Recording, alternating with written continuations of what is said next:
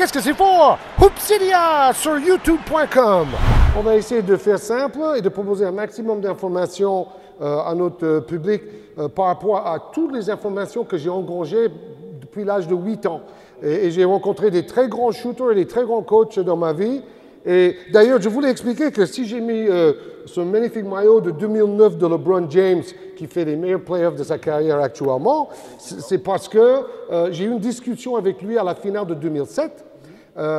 Et j'avais dit, j'ai remarqué que vous avez tendance à tomber sur votre gauche et vous déséquilibrer en l'air quand vous voulez éviter la défense pour shooter de loin. Ne serait pas mieux d'essayer de monter droit et avoir un pourcentage plus haut? Et LeBron James m'a dit, bah, dis donc, vous êtes un docteur du shoot parce que j'en ai besoin.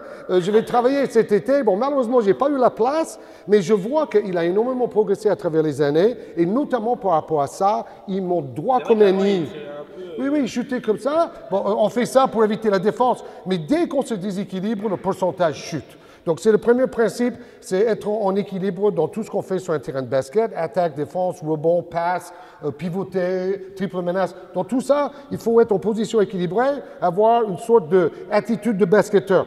Les mains levées, vous protégez votre visage, vous ne prenez pas de coups. Rebond, défense, shoot, tout ça avec les mains levées dans cette position, attitude de basketteur. Une bonne manière de travailler l'équilibre, c'est l'avion. C'est Steph Curry qui fait ça, énormément de travail. Donc, il faut essayer de lever ses jambes. Donc, c'est du gainage pour tout le corps, notamment la cheville, et on peut rajouter même des flexions sur la genou. C'est une magnifique manière de travailler l'équilibre, le gainage et d'échauffer les jambes. Donc, vous êtes en équilibre. Deuxième chose, c'est l'alignement par rapport à la cible. Alors, on peut utiliser la ligne de lancer franc parce qu'ici, on est dans le bon axe et c'est facile à comprendre.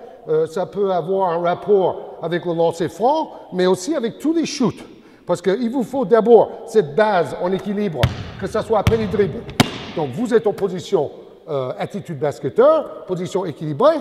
Le deuxième point, c'est d'aligner votre pied, votre genou, la hanche, point droitier, le coude et l'index avec le centre de la cible. Parce que moi, je tire plutôt à droite dans ma tête. Oui, et tu as tendance à sortir le coude. Ouais. Mais bon, en fait, chacun doit trouver son geste et surtout son rythme. Est-ce que tu penses qu'il y a un geste qui est le bon? Ou alors est-ce que chacun doit trouver son geste pourvu qu'il marque? Comme chez Marion, par exemple. Mais c'est quand même mieux quand on est très jeune de se donner le bon geste dès le début, parce que plus vous travaillez le bon geste, plus vous allez être adroit. Tandis que si vous avez un mauvais geste, vous répétez beaucoup, vous allez avoir des jours avec et des jours sans. Pour moi, Stephen Curry, il a le geste parfait. Donc vous allez sur YouTube, vous regardez comment il décortique la technique de Stephen Curry, vous copiez Curry et tout ira bien pour vous. C'est le meilleur shooter dans l'histoire du basket mondial. Il y a à retenir de Georges Eddy, on copie Curry. Et tout ce qui... Voilà, ça simplifie les choses. Mais tout ce qu'il fait correspond à ce que je vous dis actuellement. Il est toujours, même quand il fait le step back, il est toujours équilibré avant de shooter. OK. Et pareil, dès qu'il s'arrête à gauche ou à droite, il s'aligne, il tourne un tout petit peu. Moi, j'aime bien, on dit toujours, il faut être face au panier. Et je crois que c'est un peu mieux d'être un peu tourné. Comme ça, vous avez tout cet alignement et c'est l'index qui dirige le ballon. OK? Tu tournes côté fort? Oui, mais pas trop. À la limite, si je suis en lancer franc, je mettrai mon pied droit dans l'axe et il faudrait que le ballon soit dans l'axe pareil. OK? Donc, là, c'est l'équilibre, alignement. Après, vous avez trajectoire. Il faut que la trajectoire soit haute. Ça donne plus de chance au ballon de tomber dedans. Et après, il y a... Vas-y, la trajectoire. Très bien. Super trajectoire est encore plus haute que moi. Alors, il faut savoir que quand on rate des tirs, on peut savoir pourquoi en analysant. Par exemple, si on rate à gauche ou à droite de la cible, c'est parce qu'on est soit pas en équilibre, soit mal aligné. Ça, c'est plus difficile à corriger que quand c'est trop court ou trop long. À la limite, chaque fois que je rate un tir, je me dis, ah oui, c'est parce que je n'ai pas fait ça ou je n'ai pas fait ci. Donc, voilà. Là, je partais un peu en arrière, donc c'était court. Équilibre, alignement. Et par contre, si c'est trop court ou trop long, c'est une histoire de trajectoire, ou si c'est trop court, il faut soigner la finition. Gardez la main en l'air pendant une seconde. Fais ça. Donc, la finition, finalement. La finition. Bloquez bien la main en l'air dans la direction. C'est parfait. Dis donc, tu apprends vite. Mais je pense que tu avais déjà des acquis avant notre rencontre. Si eux, ils regardent ma chaîne, là, ils pourront confirmer que je ne suis pas hyper adroit non plus. Ah bah oui, on va bête. voir ça dans quelques instants. Voilà. Alors, je vous suggère, donc, équilibre, alignement, trajectoire, finition.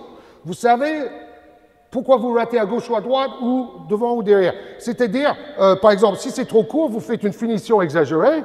Si c'est trop long, vous faites une trajectoire plus haute. Donc, on peut rectifier les tirs, comme on dit. Alors, moi, je vous suggère de travailler surtout dans les spots, les endroits où vous avez la chance d'avoir le ballon en match. Ça ne sert à rien de passer sa vie à shooter du milieu de terrain. Si on a un temps pour l'entraînement, il vaut mieux. Par exemple, moi, quand je reçois un écran ici, je sais que sur un ou deux dribbles, et je pars sur ma main droite, le défenseur est derrière moi ou sur le côté. Là, c'est vraiment le shoot que je ne rate jamais, quoi. Donc, il faut travailler ça. Et en match, quand arrive le money time, vous allez le mettre, le shoot. Okay, c'est là qu'il faut t'attendre alors dans le money time. Oui, tout à fait. Mais bon, la première priorité pour moi, quand je suis bien échauffé, c'est plutôt de shooter à 3 points. Si on me laisse shooter à 3 points, alors là, ce qui est important, c'est de garder ce ressort dans les jambes. Et moi j'ai un truc assez nouveau, c'est qu'il faut que le ballon quitte ta main avant que tu arrives en haut de ce ressort-là.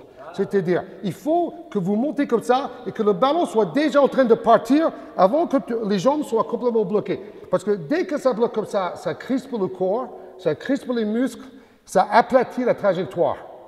Tandis que si on est en flexion, parce qu'il faut se sentir à l'aise, confortable, c'est pour ça que Curry est un génie. Parce que Curry, il a l'air tellement à l'aise, il est tellement relâché, pour lui, on dirait qu'il pourrait shooter de n'importe où, mais avec beaucoup de facilité. Donc, ce que je veux dire par rapport aux jambes, c'est que bon, donc le défenseur est devant moi et tout ça. Et quand je shoot, j'essaie de shooter avant que le ballon, avant que je sois en haut de cette flexion. Ça c'est un truc assez récent. Un autre truc que j'ai appris récemment par rapport à Curry, c'est que quand vous vous alignez comme ça, vous avez une sorte de canal ici.